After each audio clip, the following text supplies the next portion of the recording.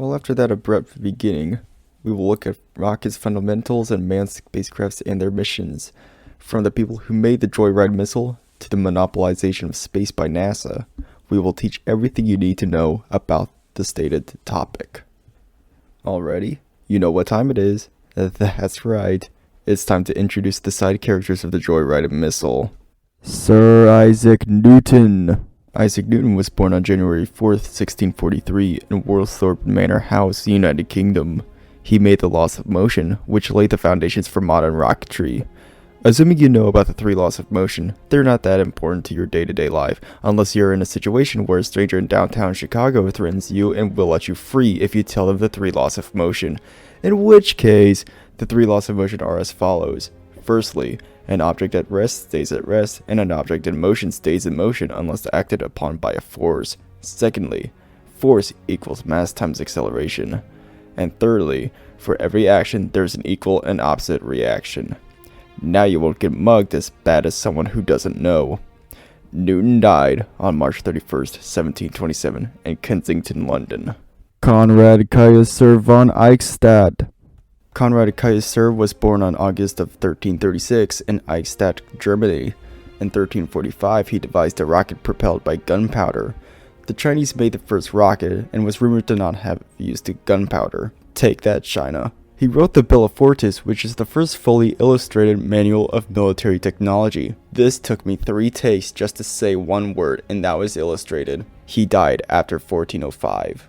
William Congreve. William Congreve was born on January 24th, 1670, in Bardsey, Yorkshire, England. At the end of the 18th century, he added a stick to rockets for flight stabilization, built the first launching pad, standardized gunpowder explosives, and increased the range of a rocket from 300 yards to several thousand. I'm not saying this guy was insane, but he may or may not be insane. Who knows? Why would he add a stick that increases rocket's range? I butchered that completely. He died on January 19th, 1729 in London. William Hale. William Hale is not the same William as before. I took a guess on a matching quiz and chose the right Williams for each prompt. William Hale was born on October 21st, 1797 in Colchester, Essex. He solved a problem with the stabilizing of rockets without using a stick. Take that, Congreve. He also put angled exhausts on rockets to spin it. Back in the good old days, without computers, bad colleges, and people without lives, rockets couldn't hit specific targets without Dream's luck. He, Hale, not Dream, died on March 30th, 1870 in London. Konstantin Edwardovich Sielkovskiy. Konstantin Sielkovskiy was born on September 17th, 1857 in Ryazan Governorate, Russian Empire. In 1903, he proposed the use of rockets for space exploration. He designed special rockets, none of which were built, to solve how reaction engines would escape and re-enter Earth's atmosphere. He died on September 19th, 1935 in Kaluga, Russian Soviet Federative Socialist Republic, Soviet Russia. Scary place. Dr. Robert Goddard. Robert Goddard was born on October 5th, 1882 in Worcester, Massachusetts. He conducted rocket experiments in the early 20th century. He was the first to use liquid propellants like gasoline and liquid oxygen. He also developed multiple mechanisms that correct deviations from a flight's path. Robert Goddard is known as the father of modern rocketry. He died on August 10th, 1945 in Baltimore, Maryland. Herman Oberth. You know, I don't really need to talk about him, but I want to make sure I get past 8 minutes to earn a single penny for this video. Herman Oberth was born on June 25th, 1894 in Hermannstadt, Austria-Hungary.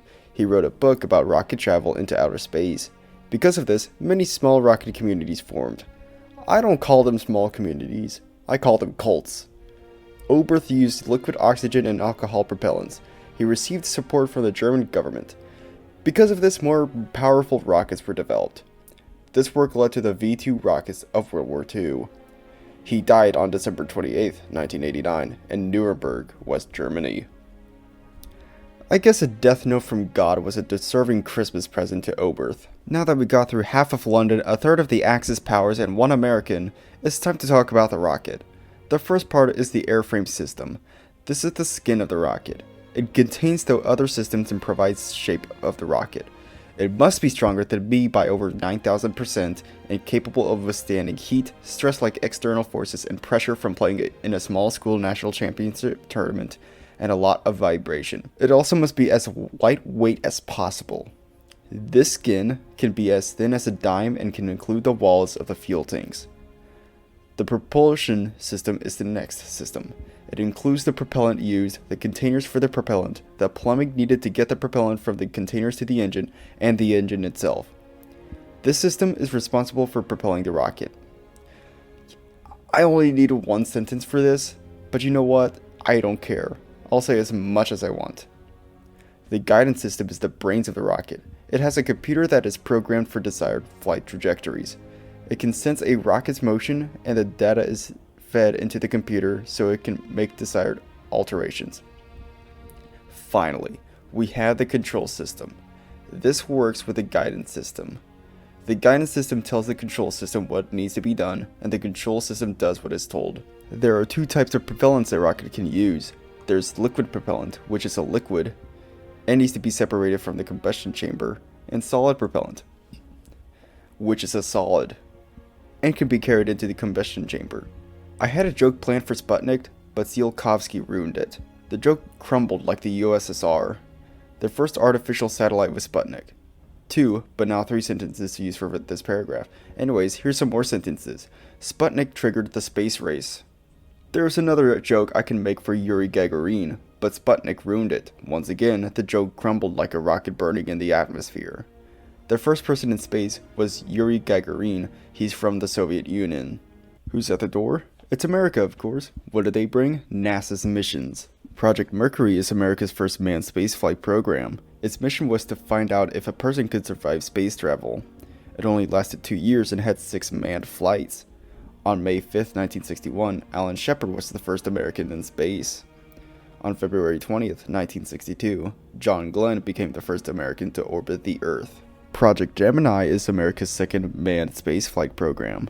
Its mission were to improve techniques needed for a lunar mission, put 2 people in space, rendezvous and docked with another spacecraft, and achieve the first walk in space.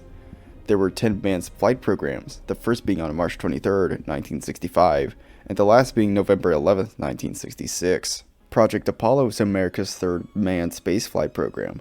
Its mission was to land a man on the moon and return them safely. Apollo 11 landed on the moon on July 20th, 1969. Neil Armstrong was the first to walk on the moon. That's one small step for man, one giant leap for mankind. Then Buzz Aldrin. Poor Michael Collins did not. There were 16 total flights of Apollo. The Challenger. I hope nothing bad happens. Oh. Oops.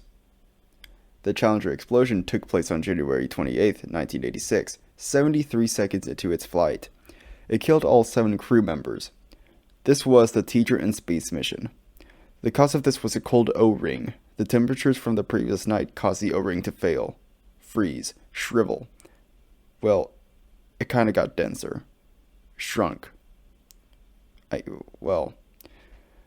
How do you describe cold things? The Columbia. I hope nothing bad happens. Oh. Oops. Again? The Columbia explosion took place on February 1st, 2003, 15 minutes before landing at Kennedy Space Center. It killed all 7 crew members. The cause of this was a piece of insulated foam hitting the left wing during the liftoff. There was a take. Okay, there was a take of me saying, instead of saying Kennedy Space Center, of me saying Kentucky Space Center.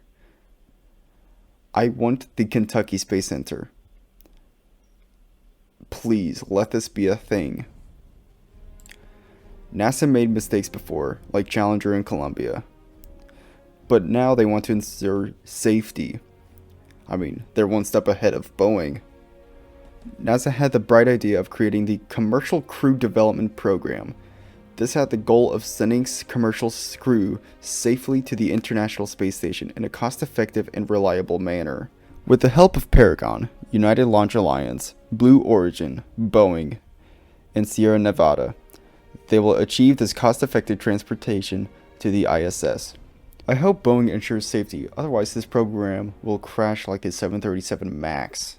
Rockets, aka joyride missiles, are useful for taking men onto the moon and traveling the depths of space sometimes.